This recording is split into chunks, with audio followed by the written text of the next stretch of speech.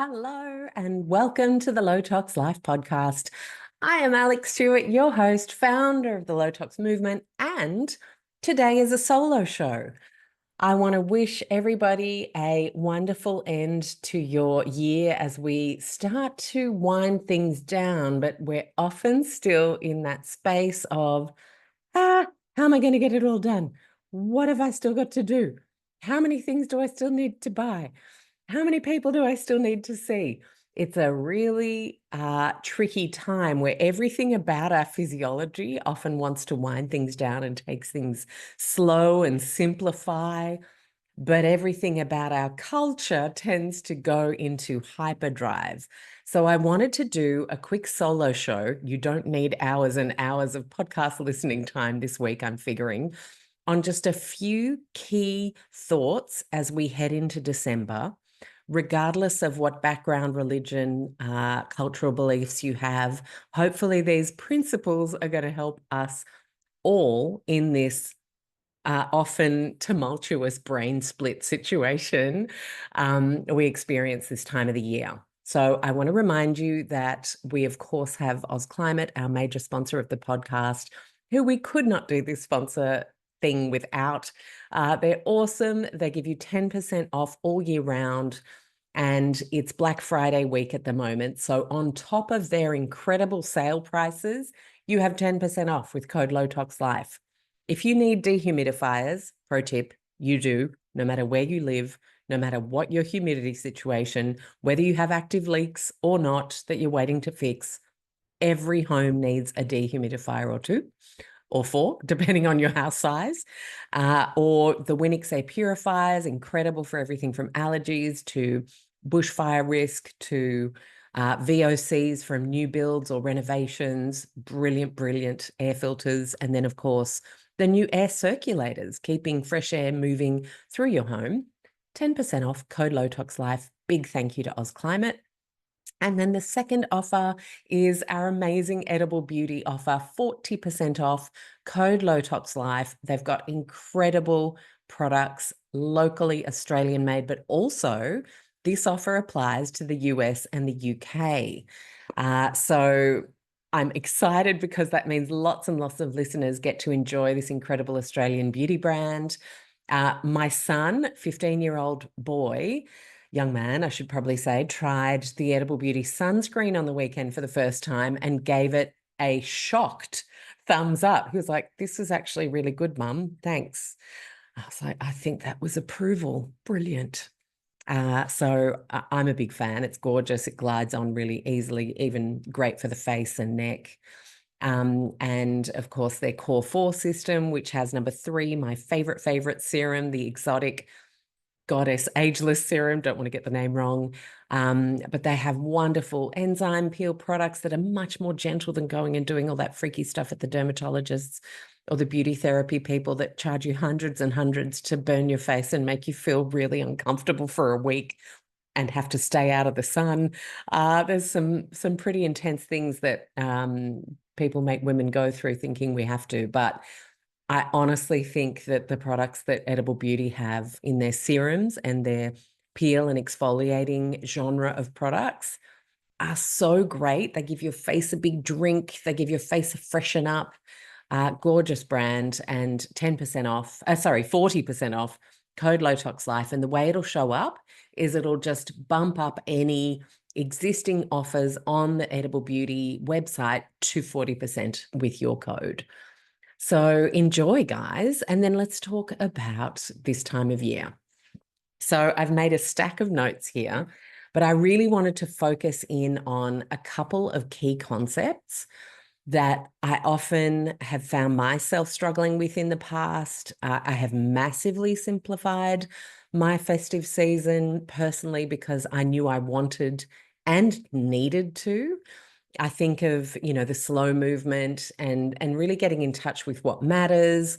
Sometimes that's easier as you get older as well, I've got to say, when we're like high estrogen, high want to please all the people and do all the things for all the tiny people.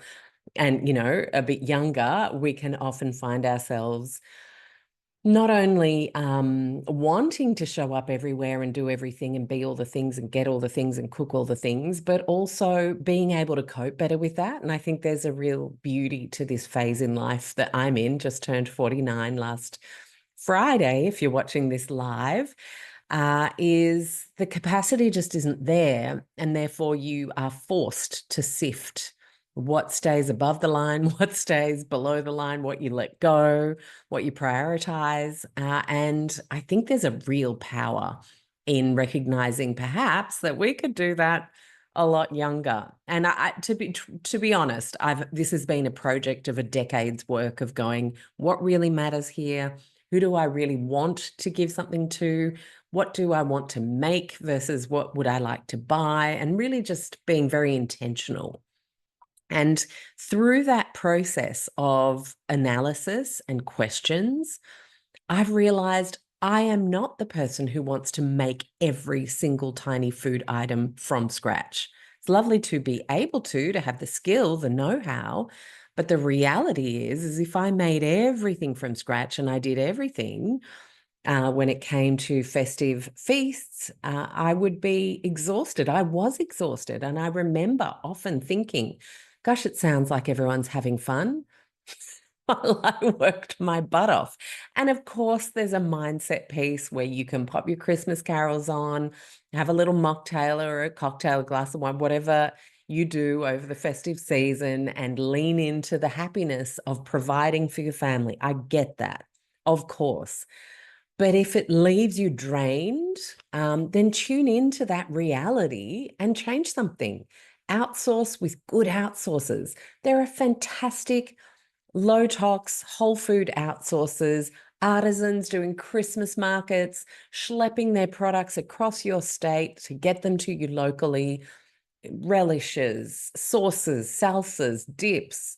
You don't have to shop the supermarket. And in fact, if you want to, you also can. I think there is so much judgment in, this undertone of homemaking as a statement of success, where if you scratch make everything, then you're a better person. And I am just here to say, that is not true. And everyone has different places they want to channel your skills, your motivation for showing up for your family and friends at this time of the year. And it may not be the same as the next person's. And you may be capable of doing certain things, but you may also decide to draw a line and say, I'm not doing that this year. That'll make that couple of days too crowded. And I want some space there. So I'm going to think of a good outsource, something I love to support, a small business artisan I love to buy things from. Friends I want to swap and say, I'll make 6 chutneys, you make 6 cranberry relishes, and we can swap 3 for 3 and distribute. Just start having more smart conversations, realistic conversations about what you can and can't do and don't want to do, can and can't afford in your budget. And I think we're going to have a much better time. And I think one of the things is, I wrote a note here. Let me just pick it up because it was a good little thought. A lot of the time there's martyrism and there's this like reality bites kind of vibe of, oh yeah, the woman's doing all the things, but we're also allowing that to continue to happen. And one of the most powerful things I've ever done is sat down with my family and all put our heads together as to how we can not end up with me and my mum in the kitchen for hours doing all the things, or my sister buying all the expensive stuff like the cheeses, and how can we share cost, share effort, share love and care, and distribute evenly. And then and how do we get men in our lives who often aren't called naturally? It is a generalization, but I'm 49. I've had enough conversations to know that there's some accuracy to that generalization in my circle of extremely progressive men, might I add, who share lots of loads. And so we're still finding in a lot of these relationships and families that the women are responsible for entertaining and everything that goes with that. How do we share with the men? Could they do a few more pickups and drop-offs with a list of items that need getting, or a list of kids need to be here and there, and that'll free me up to do something at home that I wanted to do to prepare for whatever celebration you're having. Be smarter. And the best way I know how to do that is with lists. Lists, lists, lists. If you have a very active December and a very active holiday season, make lists. Make lists of everything that's in your, look at everything in your diary right now. Look at everything that people are asking you to also add to your diary, and be very real about what you would absolutely love to show up for, what you would absolutely love to give your time to and give it wholly, and what you know you need to do, because in life there are needs. It's not all about happy, happy, joy, joy all the time. There will be a couple of things that you are doing out of duty, and that's completely normal. And then think about who will understand if you say no. Who can you have open and honest conversations about feeling strapped for time, feeling strapped for cash? If people have invited you for a lunch, oh, wouldn't it be great to get the girls together for lunch? And you're thinking, that's $100 that I really need to put on my Christmas grocery list, for example, if you're doing a big Christmas feast. Any good friend is going to understand that and say, of course, honey, don't worry about it. And you can then say, why don't you come over for a cup of tea? I would so love a catch up with you.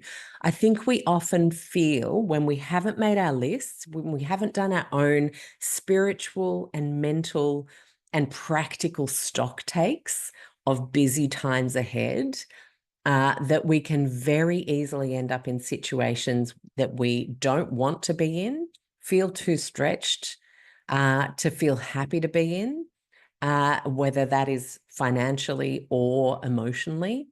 And we can often find ourselves getting caught up in things. I don't know about you, but who has been shopping on the 23rd of December when you didn't have a plan for either food, gifts, whatever, and you get caught up in everything that you see? I remember very specifically, I don't go to shopping centers for Christmas anymore, but I used to. And look, and this is because I'm in a big city and there are other options. In your town or in a regional area, sometimes the local shopping center is the only place to go. So it's not a judgment thing, but it was a thing I knew of myself, that was often the situation where I would tip over the edge. If I didn't have a plan, if I hadn't made both a mental list of what I did and didn't want to buy, get, do, source, and a budget on which I needed to come in at, then I could easily get, oh, we should get some more dips. We could, oh, we're probably not going to have enough salad. Let me just get another couple of this, that, and whatever's. Oh, have we really got enough? Have we got anything for Boxing Day? I should probably get a few packets of sausages. I mean, who doesn't have a ton of leftovers on Christmas? If you do Christmas for Boxing Day, you do not need extra food for Boxing Day in most situations.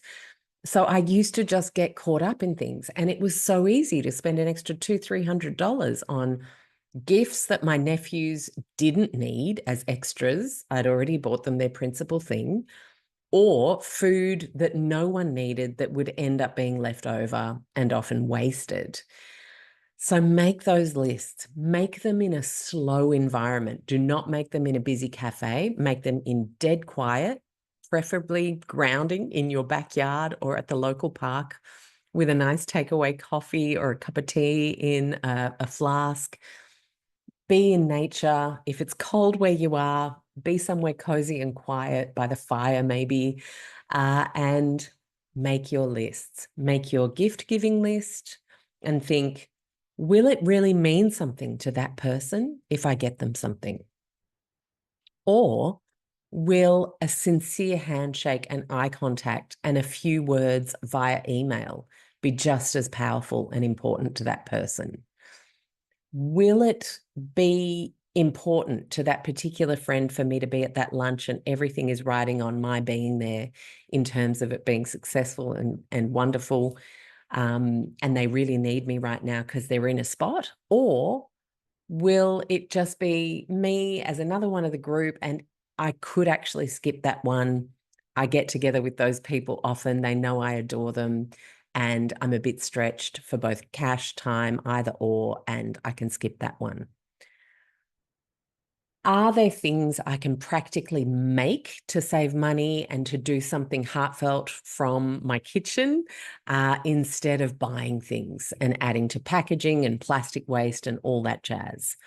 The easiest things you can make are things like Epsom salts with a few little essential oil drops through them and a nice little ribbon that you've saved from a bunch of flowers or another gift that you've received over the year in a jar that you've saved.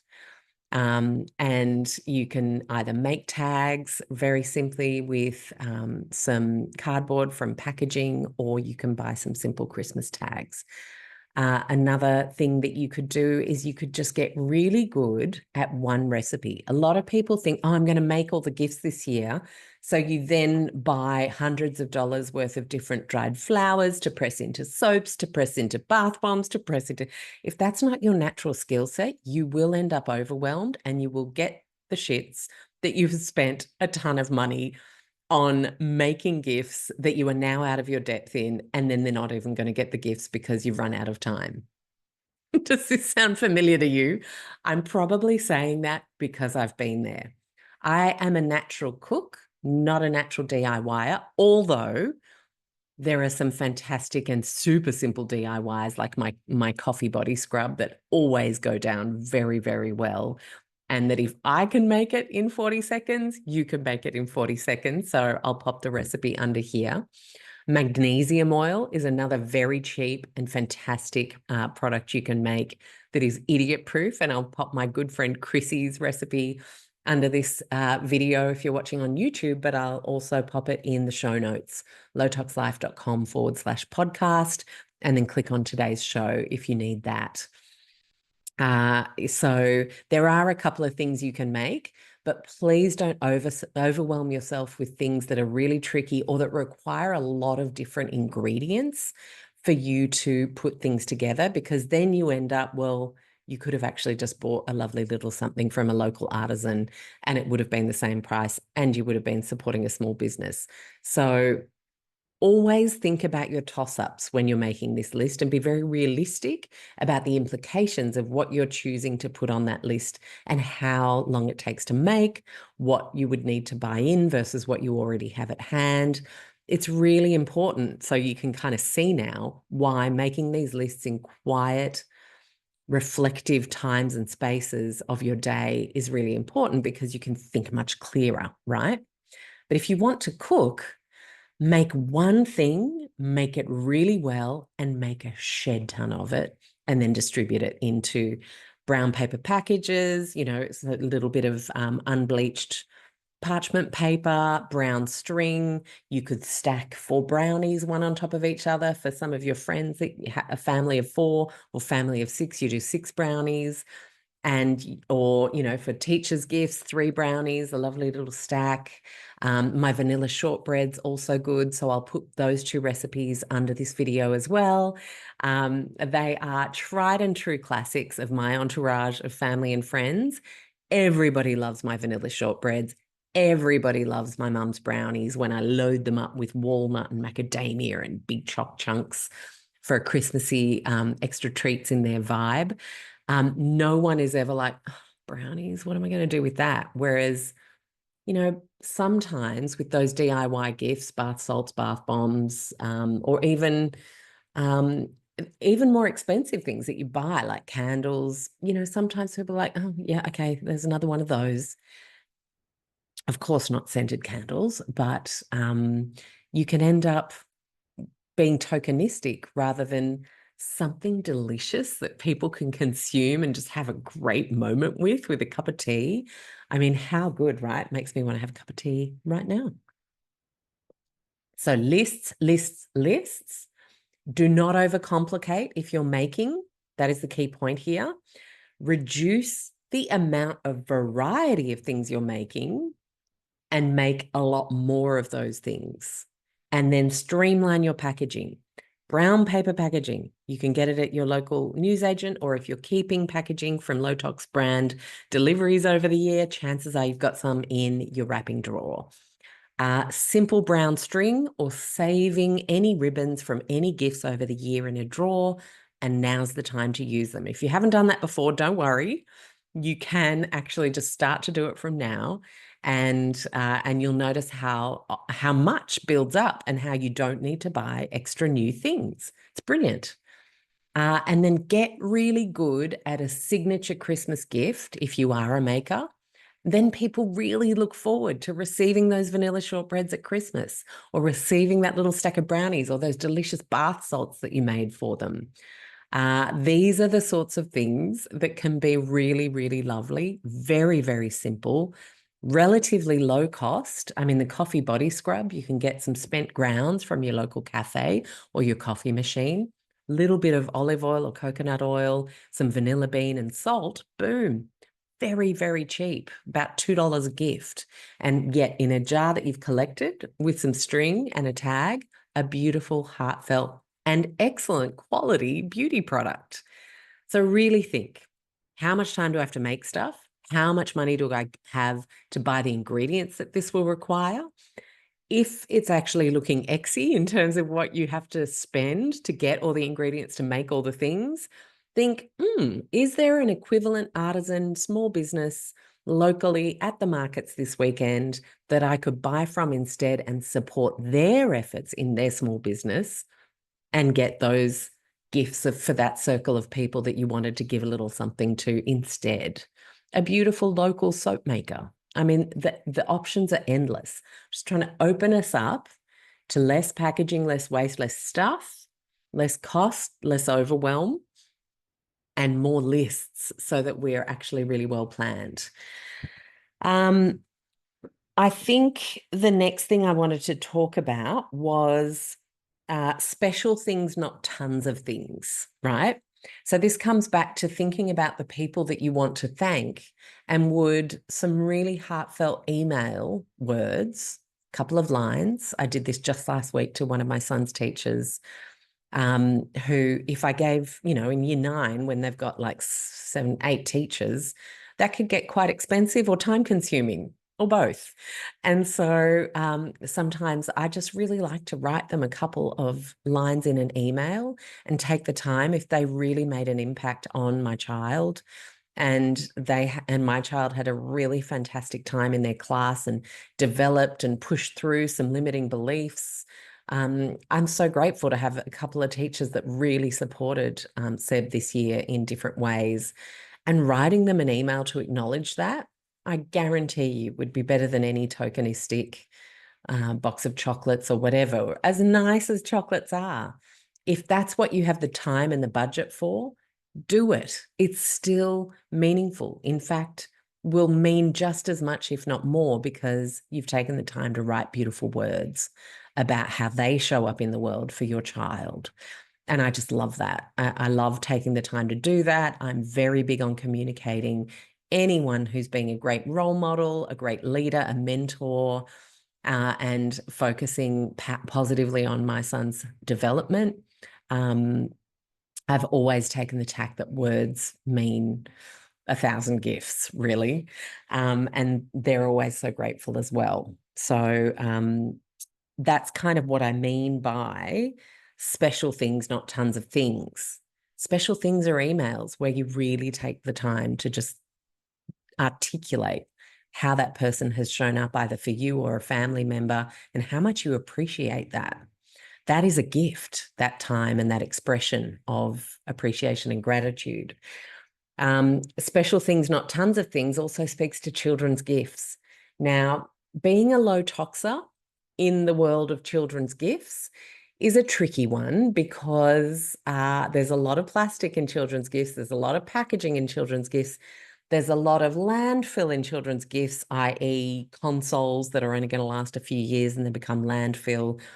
It can be a very yucky time for parents to think, oh, we have this set of values, but then we have this set of like social belonging and integration being important, and where do we draw the line?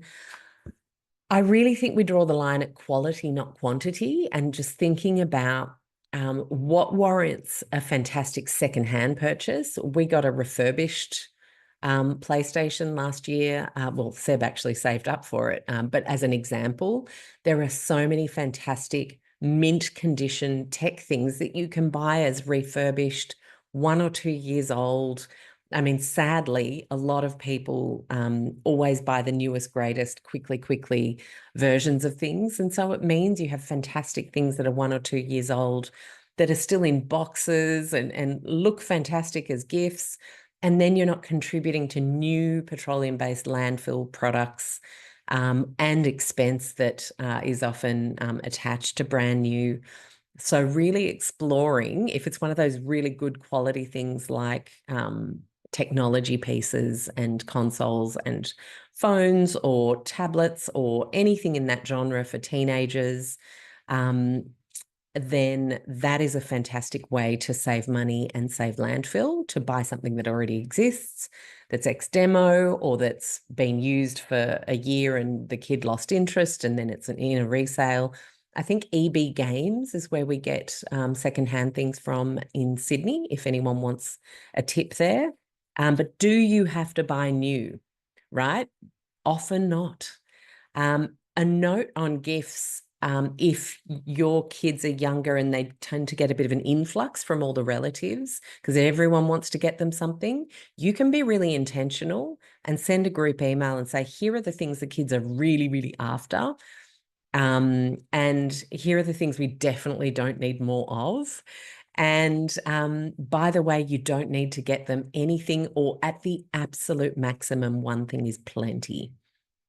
If you're strapped for cash, don't be afraid to ask for new clothes, especially once kids are tweens and teenagers. They love new clothes. Favorite shoes from a tennis star or a basketball star. So don't be afraid to get family members in on actual necessities if that's going to really help you out and you know your kids are going to love those things anyway. I know my kid absolutely loves getting a couple of new t-shirts to play tennis in as a part of his Christmas loot. And we go for pure cotton. Adidas tends to do pure cotton, so it's still a trendy brand, but at least it's not a petroleum-based t-shirt material. So just really think about cost, about family, about leverage, and about those things and where you can meet with your values, where you can bend. So yes, it's petroleum, but could I get secondhand? And then where you think, you know what? We do what we do most of the time, so we can go with the flow some of the time. And this is something they've wanted all year. It's one special thing. It is plastic, and that's okay. We're doing so well in all these other areas. And I think judgy internet makes us just feel terrible about ourselves for anything that's less than perfect in any version of perfect that you could pick, whether it's homesteading, low toxing, dietary protocols. The perfect is always shoved in our face, but the reality is no one's perfect. So just remember that and go with the flow sometimes, and that we're all doing that, whether we're admitting it or not, and that's okay, right? It's okay. And then the last thing I want to say on gifts is if you know there's going to be an influx, please, right now, this week, I saw this on the internet. I can't remember if it was a friend who shared it or an account where I saw it, but it was such a good idea, was that now is the time that you do the toy cupboard cull. If there is something your child hasn't played with in over a year, if they've lost interest in something, if they've moved on from things, if developmentally they're in a new bracket and certain toys just aren't stimulating for them anymore, clear them and get them to charity and secondhand toy distributors now, because so many families are going to be so grateful that you did that now so that they have Christmas options rather than, oh, we got all this new stuff at Christmas. Now let's do a sort out of the cupboards and get rid of what we're not using. And then it's after Christmas, and then those families didn't get those things that they could have given to their children. So please, this week, let's just have a team effort to look through everything, make an hour or two of it together. Think about how powerful and special that is going to be for other children in your community who might not have anything under their tree this year, or in any other setting of holiday celebrations, other religions, etc. And really step into thinking of others at this point, which is incredibly important for our kids. And think about what food drives you can become a part of. Think about what charity centres you can develop relationships with your kids. Do not go and drop those off yourself on your own without your child. Involve them so they are being charitable. They are getting things out of the car and giving it to the people and saying, here you go, I hope someone loves it. It's really important to switch that light of giving to others and showing up for others in kind and compassionate ways to our kids. And there are going to be people in our community who are going to benefit from that. So please have a think with your friends. Maybe you have friends who have kids who are younger than yours, or nephews and nieces who are younger than yours, that you could give things that really meant a lot to your kid, and now they're going to have a second life with that other family. And then you save money on giving them presents because it's moving things on well. You clean it up, you care for it. You wash the sneakers that lasted a hot minute on your fast-growing child, and dry them out in the sun so they're good as new and back in the box, and you give them on. You don't always have to buy stuff. So really doing this stock take now of what fits, what is no longer being used, what no longer fits, and how can we make the best of that for our community and for younger children in our families is a great way to budget stretch if you need to, and to community give if you don't need to, and you can actually really help a family out.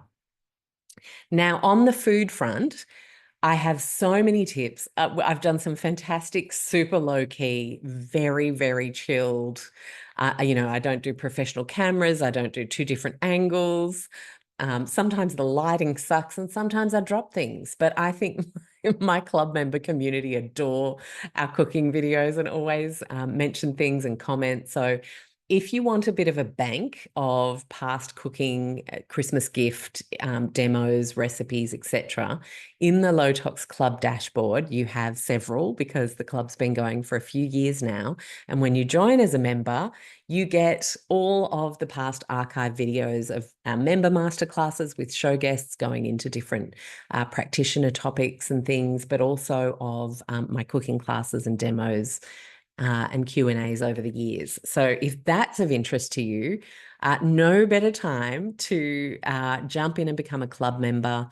There's actually a ton of club perks and shopping codes all year round as well, where you would easily save $49 just making the most of those, including the gorgeous clean nectarine. Irene gives us 20% off for our clubbers all year round. Waters Co has a permanent discount. Killer Pillar, cotton, organic pillows, chiropractor designed all year round, tons of perks, but also all of the club member archives. So that you can jump in, lowtoxlife.com, and then the Explore tab. And then the very first option is join the club. $49 a year Australian. So it's the price of like less than a takeaway coffee a month these days, and a brilliant group. Everyone's workshopping ideas for this time of year already in there. And if you ask just a couple of questions a year, and it saves you hours of searching on the internet, and you get a great recommendation from a fellow club member, boom, money saved. Or if you attend one of the masterclasses and a practitioner really helped shed some light on something that was very tricky for you and you were able to ask a couple of questions live, boom. I mean, so much cheaper than a practitioner visit, right? Now, I'm not saying it replaces that, but Club members routinely say how much money and time they save simply being a part of the club and having that brains trust and that ability to often show up to practitioner calls and ask live questions. So if that's of interest, do join us. It's a wonderful way to support the podcast as well, which I so appreciate. And I love our club member community.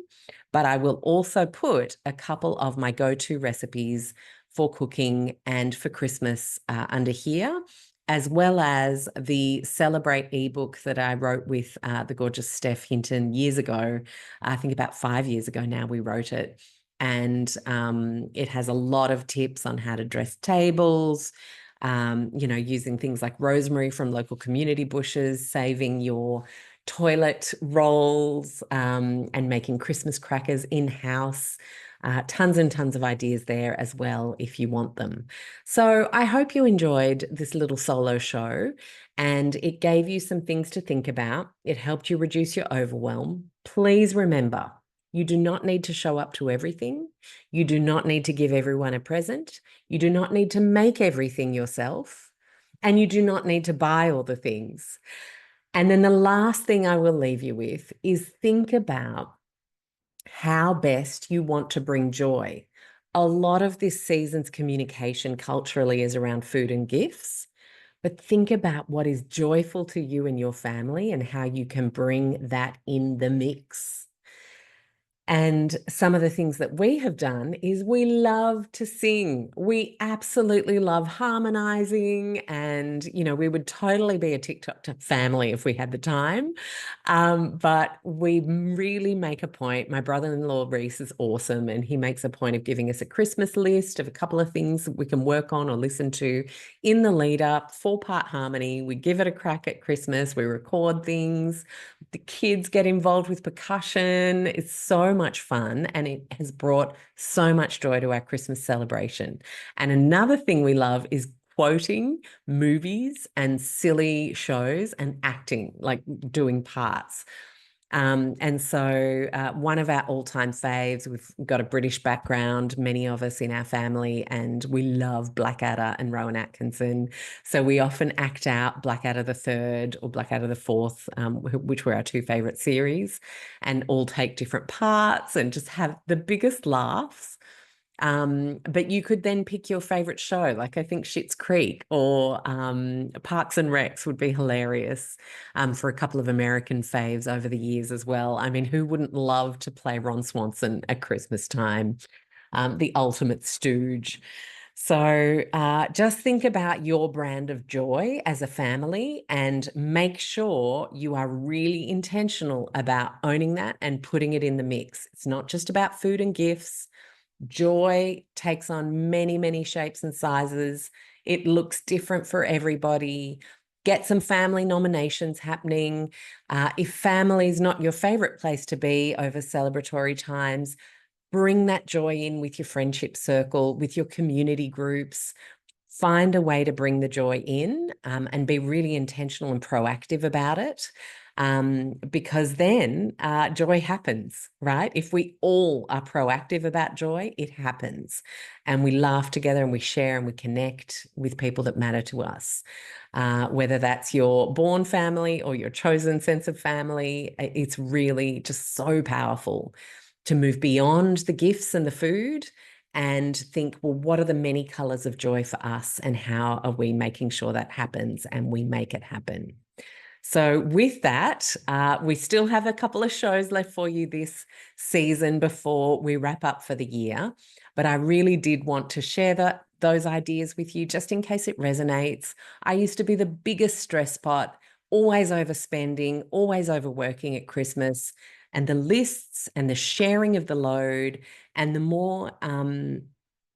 more ways I show up to say I care and to say thank you rather than just giving things, doing things or cooking things, has really taken the stress levels down a massive load for me over the years, as well as my family all sharing the load in what we do, what we bring, and how we show up over the season. So it's a good time to think about it now. Do not delay because it gets harder to think clearly the longer you leave these lists and this planning. And then I'll see some of you hopefully in the club, where we'll continue the chats about the holiday season, including leftovers and how we ensure that we don't waste things over the holiday season. Have a beautiful rest of your week. Lots of Low Tox love from me. Bye. I hope you loved today's show as much as I loved bringing it to you. I want to remind you that if you are someone who craves a low tox community that is judgment-free, full of empowerment, has health professionals and building health professionals that can support you, as well as me in there answering questions multiple times a week, I want to invite you to join the Low Tox Club. For the price of less than a cup of coffee a month, you have an annual membership for $49 Australian, so it's about $30 US or euro, that allows you to have a member masterclass every single month with a health professional or global expert from the podcast, where we have them to ourselves for an hour to ask questions and deep dive further. You have the beautiful supportive chat group. You have Q&As with me answering questions. We read books and talk about them, and a whole bunch more. You can head to lowtoxlife.com, hit the Explore tab, and join the club is the very first option on that list. Of course, we have over 10 evergreen courses that you can jump into anytime, whether it's navigating everyday low tox swaps with our Go Low Tox signature course, whether you have kids and you're wanting to know how to best support them with our Low Tox Kids course, whether you're planning a family and looking at a healthy low tox preconception journey, reducing inflammation, especially the chronic kind, with our Inflammation Ninja course, many other courses. You can again head to lowtoxlife.com, hit the courses tab, and you'll see all of the options, which includes a business course, my Low Tox Method program.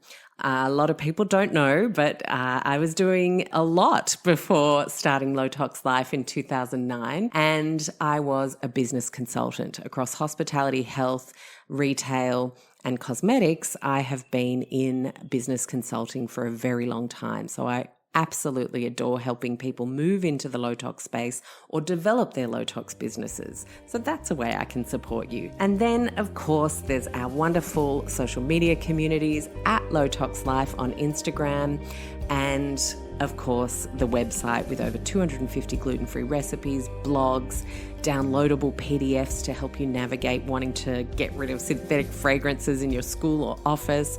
I could go on.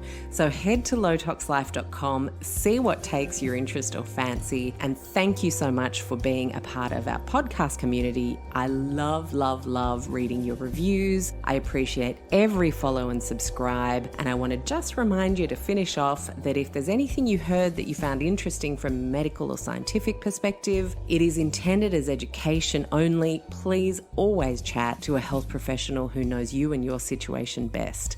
I'll see you next week. Bye.